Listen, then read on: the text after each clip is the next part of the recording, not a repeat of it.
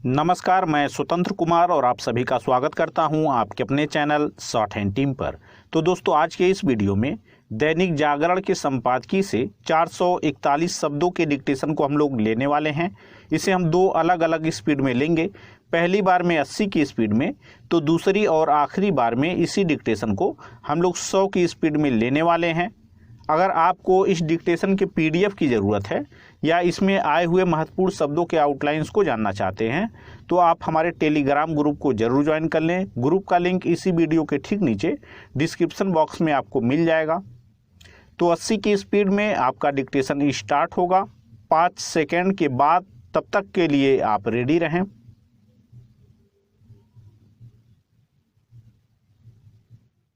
Start.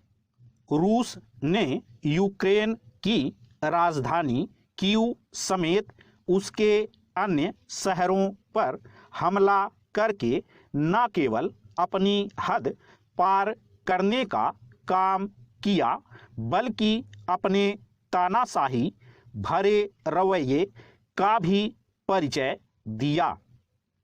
जब यह माना जा रहा था कि उसकी कार्रवाई पूर्वी यूक्रेन के उन क्षेत्रों तक ही सीमित रहेगी जहां रूस समर्थित अलगाववादियों की सक्रियता है, तब उसने उनसे आगे जाकर यह स्पष्ट कर दिया कि उसका इरादा यूक्रेन को तबाह करके उस पर कब्जा करना है। विश्व समुदाय और विशेष रूप से अमेरिका एवं उसके नेतृत्व वाले सैन्य संगठन नाटो के सदस्य देशों को रूस के इन इरादों के खिलाफ खड़ा होना होगा, क्योंकि आज के युग में किसी भी राष्ट्र को इसकी इजाज़त नहीं दी जा सकती कि वह इतिहास की मनमानी व्याख्या करके दूसरे देशों पर कब्जा कर ले। इसकी अनदेखी नहीं की जा सकती कि अड़ियल अहंकारी चीन भी एक अरसे से ऐतिहासिक तथ्यों और समझौतों को तोड़ मरोड़ कर पड़ोसी देशों को तंग करने में लगा हुआ है।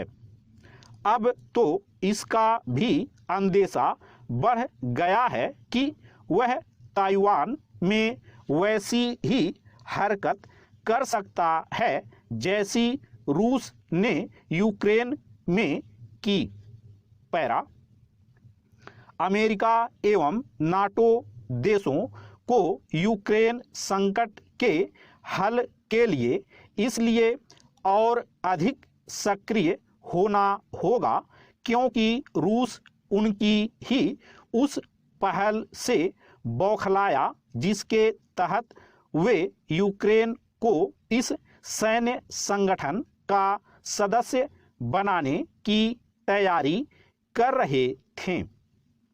इसमें दो राय नहीं कि अमेरिका और यूरोपीय देशों को रूस की चिंता को समझना चाहिए था, लेकिन इसका यह मतलब भी नहीं कि रूसी राष्ट्रपति कूटनीति के जरिए मसले का हल निकालने की गुंजाइश खत्म करके यूक्रेन पर चढ़ाई कर देते। उन्होंने यही किया और स्वतंत्र देश यूक्रेन की संप्रभुता का उल्लंघन करने के साथ ही पूरी दुनिया को एक ऐसे समय गहन संकट में डाल दिया जब वह कोरोना के घातक असर से उबर भी नहीं पाई थी। चूंकि इसके आसार कम हैं कि बेलगाम दिख रहा रूस अमेरिका और उसके सहयोगी देशों के आर्थिक प्रतिबंधों के डर से पीछे हट जाएगा। इसलिए ऐसी कोई पहल की जानी चाहिए जिससे वह बातचीत के जरिए मसले का हल निकालने को तैयार हो।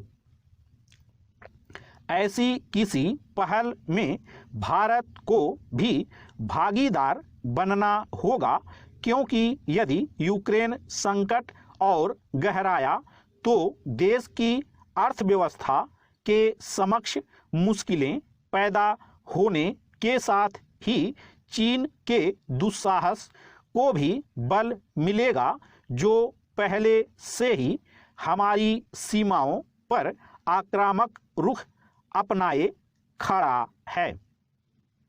भारत के समक्ष एक अन्य चुनौती यूक्रेन में फंसे अपने नागरिकों की रक्षा की भी है। यह निराशाजनक है कि जब यूक्रेन पर रूस के हमले ने दुनिया के सामने एक बड़ा संकट पैदा कर दिया है, तब संयुक्त राष्ट्र निष्प्रभावी दिख रहा है। स्टॉप। दोस्तों, इसी डिक्टेशन को दूसरी बार में हम लोग 100 की स्पीड में लेंगे और आपका समय स्टार्ट होगा 5 सेकेंड के बाद। तब तक के लिए आप रेडी रहें।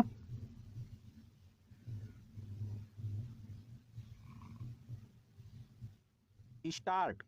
रूस ने यूक्रेन की राजधानी कीव समेत उसके अन्य शहरों पर हमला करके न केवल अपनी हद पार करने का काम किया, बल्कि अपने तानाशाही भरे रवैये का भी परिचय दिया। जब यह माना जा रहा था कि उसकी कार्रवाई पूर्वी यूक्रेन के उन क्षेत्रों तक ही सीमित रहेगी जहां रूस समर्थित अलगाववादियों की सक्रियता है, तब उसने उनसे आगे जाकर यह स्पष्ट कर दिया कि उसका इरादा यूक्रेन को तबाह करके उस पर कब्जा करना है। विश्व समुदाय और विशेष रूप से अमेरिका एवं उसके नेतृत्व वाले सैन्य संगठन नाटो के सदस्य देशों को रूस के इन इरादों के खिलाफ खड़ा होना होगा, क्योंकि आज के युग में किसी भी राष्ट्र को इसकी इजाज़त नहीं दी जा सकती कि वह इतिहास की मनमानी व्याख्या करके दूसरे देशों पर कब्जा कर ले। इसकी अनदेखी नहीं की जा सकती कि अड़ियल अहंकारी चीन भी एक अरसे से ऐतिहासिक तथ्यों और समझौतों को तोड़ मरोड़ कर पड़ोसी देशों को तंग करने में लगा हुआ है। अब तो इसका भी अंदेशा बढ़ गया है कि वह ताइवान में वैसी ही हरकत कर सकता है जैसी रूस ने यूक्रेन में की। पैरा। अमेरिका एवं नाटो देशों को यूक्रेन संकट के हल के लिए इसलिए और अधिक सक्रिय होना होगा क्योंकि रूस उनकी ही उस पहल से बौखलाया जिसके तहत वे यूक्रेन को इस सैन्य संगठन का सदस्य बनाने की तैयारी कर रहे थे। इसमें दो राय नहीं कि अमेरिका और यूरोपीय देशों को रूस की चिंता को समझना चाहिए था, लेकिन इसका यह मतलब भी नहीं कि रूसी राष्ट्रपति कूटनीति के जरिए मसले का हल निकालने की गुंजाइश खत्म करके यूक्रेन पर चढ़ाई कर देते। उन्होंने यही किया और स्वतंत्र देश यूक्रेन की संप्रभुता का उल्लंघन करने के साथ ही पूरी दुनिया को एक ऐसे समय गहन संकट में डाल दिया जब वह कोरोना के घातक असर से उबर भी नहीं पाई थी। चूंकि इसके आसार कम है कि बेलगाम दिख रहा रूस अमेरिका और उसके सहयोगी देशों के आर्थिक प्रतिबंधों के डर से पीछे हट जाएगा। इसलिए ऐसी कोई पहल की जानी चाहिए जिससे वह बातचीत के जरिए मसले का हल निकालने को तैयार हो। ऐसी किसी पहल में भारत को भी भागीदार बनना होगा, क्योंकि यदि यूक्रेन संकट और गहराया तो देश की अर्थव्यवस्था के समक्ष मुश्किलें पैदा होने के साथ ही चीन के दुस्साहस को भी बल मिलेगा, जो पहले से ही हमारी सीमाओं पर आक्रामक रुख अपनाए खड़ा है। भारत के समक्ष एक अन्य चुनौती यूक्रेन में फंसे अपने नागरिकों की रक्षा की भी है। यह निराशाजनक है कि जब यूक्रेन पर रूस के हमले ने दुनिया के सामने एक बड़ा संकट पैदा कर दिया है, तब संयुक्त राष्ट्र निष्प्रभावी दिख रहा है। स्टॉप।